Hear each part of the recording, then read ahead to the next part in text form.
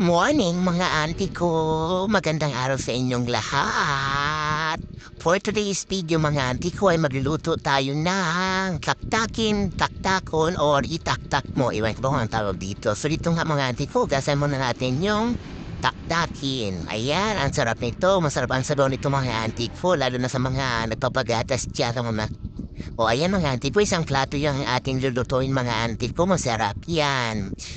At saka mga auntie ko, kailangan natin ng tanglad, luya at sibuyas at saka mga auntie ko, yung daw ng malunggay. Kailangan natin yan para masustansya mga auntie ko. Dinanawan yung auntie nyo.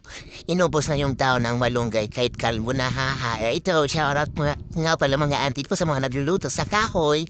Ang itim-itim ng kaldero. Kawawa naman. So ayun na mga auntie ko, kumukulo na siya. Nilagay ko ba yung malunggay at saka mga pampalasa dyan. Ginisa po lang yan mga auntie ko at nilagyan ng sabaw.